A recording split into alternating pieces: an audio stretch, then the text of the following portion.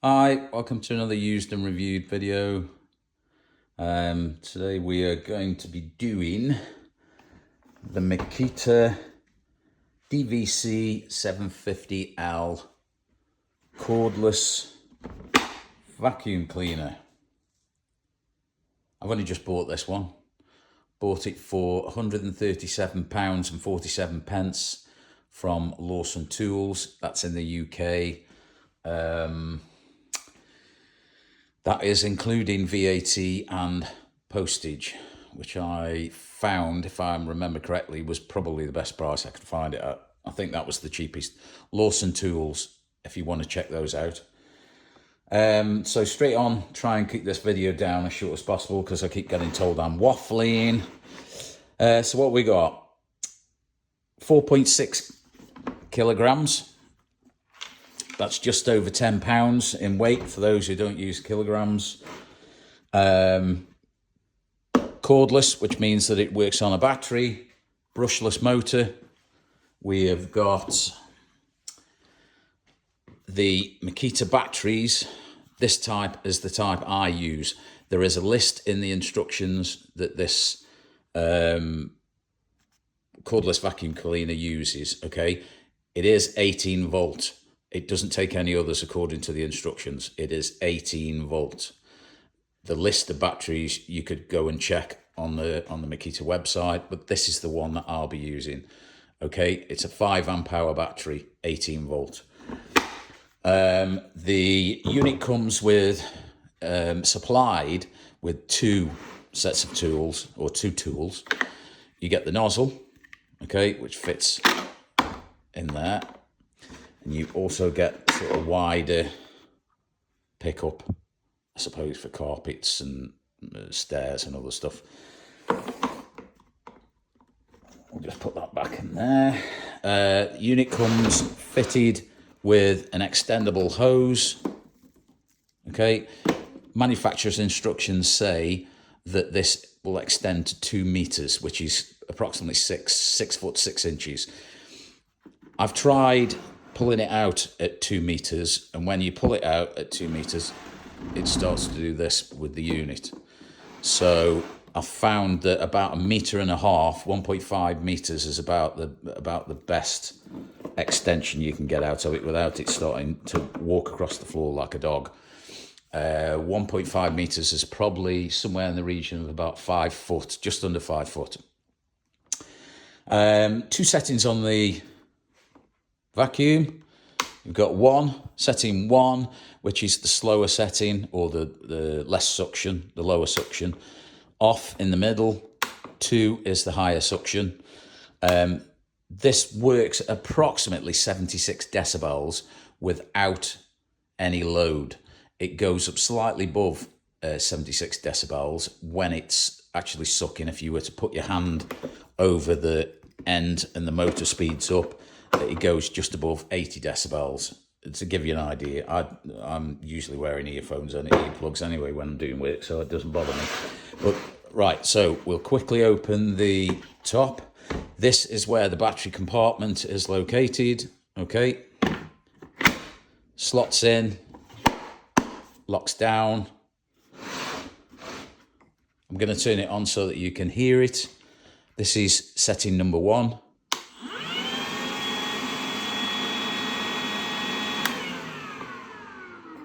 Setting number 2.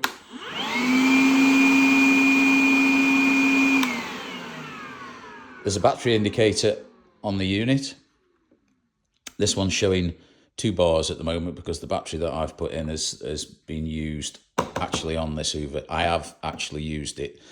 I found a lot with these plastic bodied Hoovers that they develop static. Not the kind of static that I've never had a discharge from the static, but according to the manufacturer's instructions, or somewhere I've read online, that this unit doesn't develop static. I beg to differ, it does. If you have got it in a dusty area, it tends to stick to the bottom of this bit. This is where all the rubbish collects at the bottom.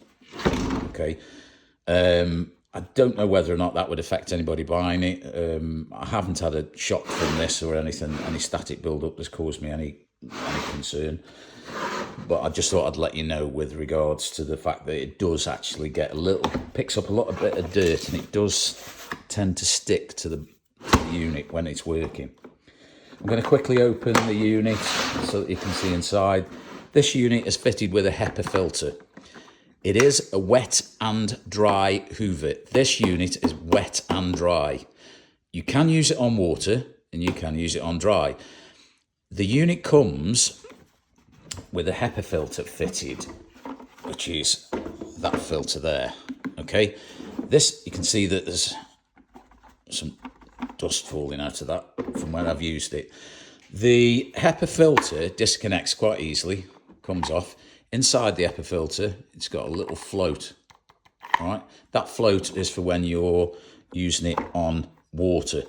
I would suggest if you're going to be doing it with a lot of water usage, sucking up quite a lot of water, you can buy, as an optional extra, you can buy one that's suitable for water. It's a nylon mesh rather than this HEPA filter. You can see, obviously, if you're going to be sucking up dust and then you start on the water, it's going to cause problems to this filter. It's going to get blocked very quickly, and they do take quite a while to dry out. It also causes problems with them rotting if they're not dried properly. So if you're going to be doing a lot of water, use the nylon optional mesh type filter for this. It does have a float in, so you can use it with water, but it suggests that if you're going to be using it with water on regular occasions, to buy the other filter. The other thing with this is, and it's the same thing with every wet and dry Hoover, as a plumbing and heating engineer, I find this a lot. If you start to suck up any water that's got foam in it, soap, anything like that that will make it foam, it will bypass this filter and the float, and will end up being chucked out of the back end of this. I'll show you, this Hoover also sucks and blows. So if you suck anything up that's not just plain water, you're going to end up with it frothing, being drawn into the filter, drawn up into the unit, or probably damage the motor and void your warranty. So we'll put that bottom back together. Now, as I said, sucking and blowing. This is the sucking port. Okay, it disconnects quite easily. All right, I don't know if you can see that. Get a stretchy hose. It locks into position. There is a little bit of writing on there to tell you where it locks. There's an arrow on there to show you that the unit is on the sucking side.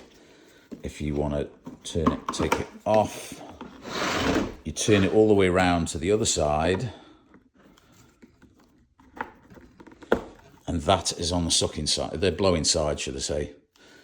So what I would suggest as well, if you are doing anything with water, just be careful where you point this port, because if you do suck anything up that's soapy and it gets thrown out, it will come out of here and end up being blown, possibly in your customer's house. Excuse me. So I'll reconnect it, locked it into place, setting 1, setting 2. I'm now going to quickly show you, without a fitting on the end, no, we'll put the wide one on. No, we'll leave it off without a fitting. I'll show you quickly what it pulls like. This is a 28mm diameter port. So, just 2 seconds. I'll put this piece in. You can see that that's... So, if it's 28mm, it will fit in here. You can actually carry this Hoover around and buy a shoulder type strap that connects here and here. So you can actually hang this unit over your shoulder whilst you may be using a circular saw or any other Makita tool or any other material that anybody manufactures, and you can keep hanging over your shoulder while you're doing the work, and it will pull in debris from tools like such as a circular saw. But I'll quickly show you without any fittings on just how powerful it is, and then you can get an idea I'm going to turn it around that way. I've got some debris here, just to give you an idea of what it will suck up. The manufacturer's instructions do say try not to use it on planer chippings. I would suggest that's probably a good idea, because this hose being quite short, is very likely to get blocked up. But first we're going to flick it on to setting number 1, which is the lower setting. Okay, I'm going to just show you what it will suck up. Now there are screws and other heavier items within that debris. You can see it will pick up the stuff. There are some brad nails, screws, larger, medium-sized screws, and some very small ones, to give you an idea, some bigger ones. It won't pick those up on the lowest setting. I'm going to show you what it'll do on setting number 2, which is the louder setting, obviously, and the more powerful. Okay.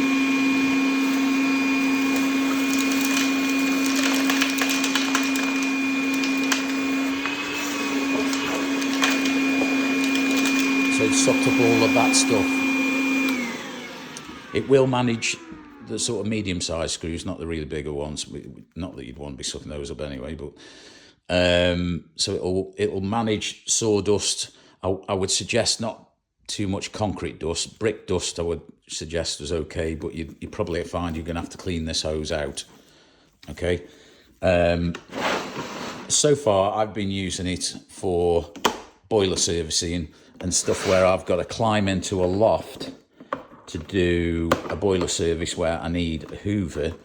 The hoover I've got at the moment is way too heavy to be carrying up into the loft. It is another wet and dry hoover, but it's way too big. This is perfectly sized. 10 pounds in weight, 4.6 kilograms. Its capacity with regards to dry capacity is 7.5 litres in this tank. Okay, and I'll just quickly take the top off again, just to show you. Put that over there. You can see all of the screws. This is a 7.5 litre capacity dry. When you're using it in the wet mode, it's 4.5 litres. So if you've got a small job like maybe a kitchen sink that's blocked, and you need to suck up a little bit of the water out of the drain, possibly, I would say that's probably ideal for that.